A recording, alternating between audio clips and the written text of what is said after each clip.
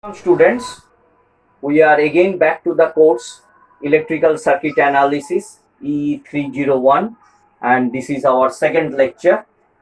So we in the first lecture we were discussing about the even and odd functions, and now we will be discussing some of the examples of even functions. Examples of even functions. So as far we have discussed that our even function is f of minus t is equal to f of t. F of minus t is equal to f of t. That is known as even function. So t square is one even function. T4 cos t. These are the functions, some of the examples of even function. So examples of odd functions are t, t cube and sin t. So remember, cos function is an even function and sin function is an odd function. So odd function means f of minus t, the mathematical expression is f of minus t is equal to minus of ft. As in the first lecture we have done like this, and these are some of the examples of even function and odd function. Now the functions which are neither even nor odd, so those are e to the power t exponential function. You know that the exponential function grows like this, or it decays like this, or it decays like this. So these are the functions which are neither even nor odd. Moreover, t square plus t, it is neither even nor odd. So these are some of the examples of even, odd, and neither even nor odd. Now some of the properties of even and odd functions. So property number 1, you can write down, sum of even functions is even function. If the two even functions are added, so you will be getting the output as a resultant as an even functions. Now sum of the two odd functions is a odd function. Multiplication number 3, multiplication of even and even function obviously is an even function. Number 4, multiplication of odd and odd function is an even function. And sum of even and odd function, one even function and odd function, is neither even nor odd. So these are some of the properties of even and odd functions. Now let us discuss about periodic and non-periodic functions.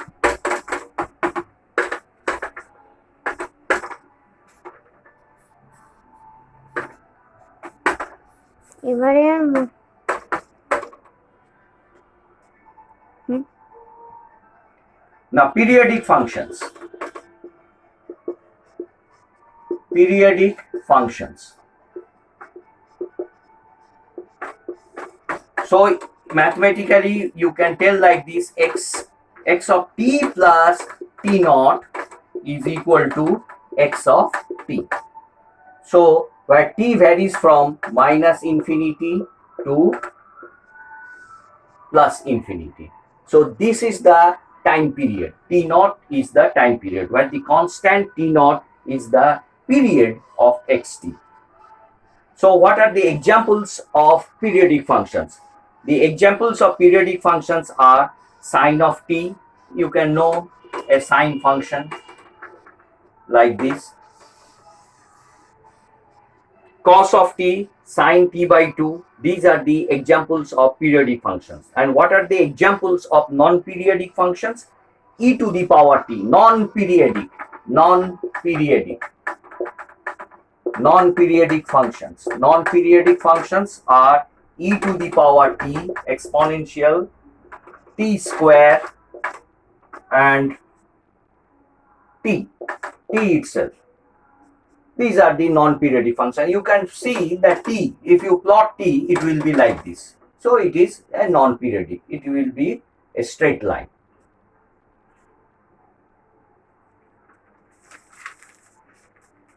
Now let us come to the next topic.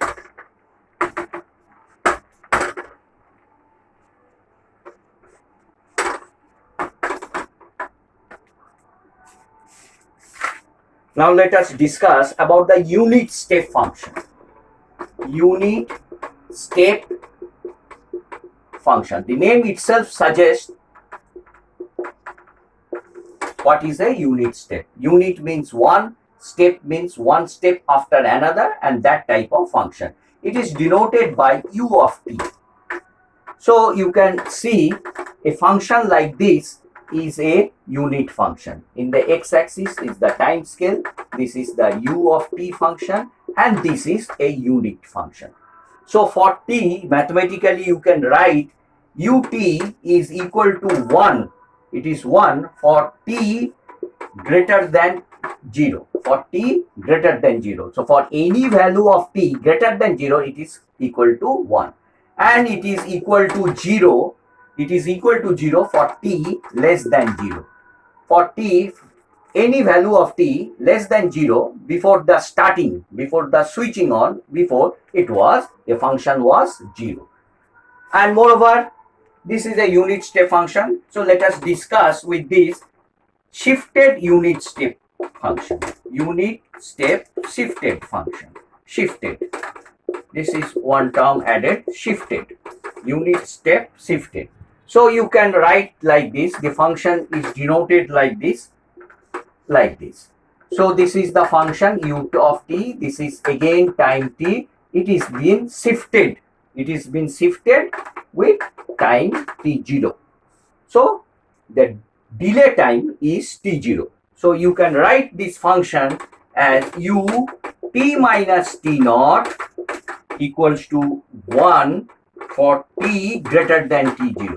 For any value of t greater than t0, for any value of t greater than 0, it is equal to 1, and it is equal to 0 for t less than t naught.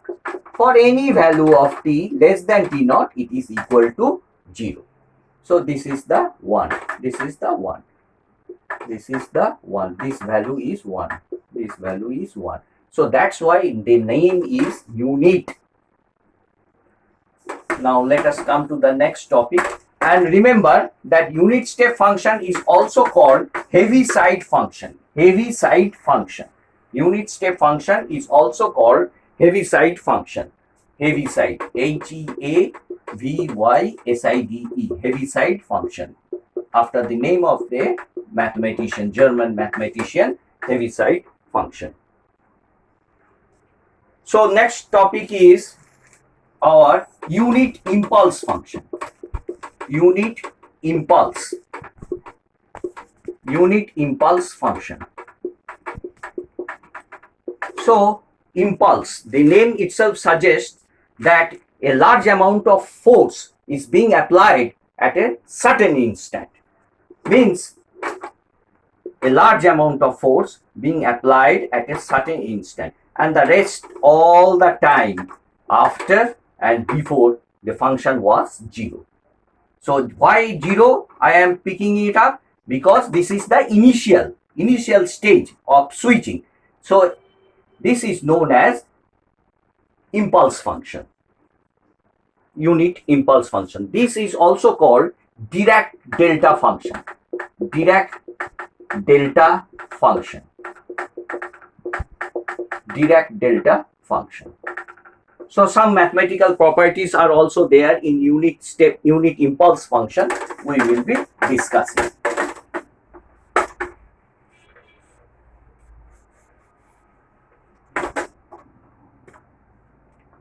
So as unit step function is denoted by u of t, now the unit impulse function is denoted by del of t. Del of t. Now del of t is equal to, this is impulse function denoted by del of t. Del of t is equal to 0 for t not equal to 0. For any value of t, any value of t irrespective of the switching, before and after, it is equal to 0, as we have seen in the graph. So here it was the impulse, and here it is 0, here it is 0. Everywhere it is 0, and the rest is, and it is equal to infinity. It is equal to infinity. Large force, large amount of massive force has been applied, and it is equal to for t equals to 0. So del t is defined as like this: del t equals to 0 for t not equal to 0, and del t is equal to infinite. Infinite means large amount of force for t equals to 0. So we can express as minus epsilon to plus epsilon del of t dt equals to 1. So the area covered by del of t and dt, if we multiply these two, the product of the two areas should be equal to 1. So it is mathematically, you can see it is this one. This one is minus epsilon, this one is plus epsilon, and this is your del t. So this time dt into del t should be equal to, this area should be equal to 1. So you can write down del t is defined as the limit of a suitably chosen conventional function having unit area over an infinitesimal time interval. So another mathematical property of impulse function we can discuss like this. So another mathematical property, minus infinity to plus infinity, any function phi of t del t dt is equal to phi of t, where phi t is a continuous function at t equals to 0.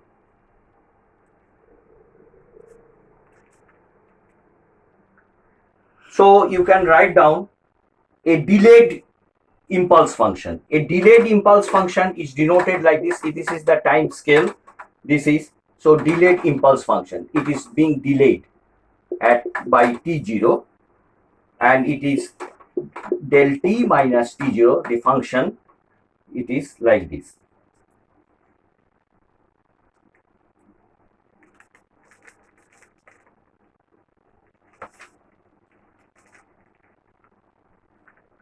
In the next class, we will be discussing about the next topic. Thank you, students.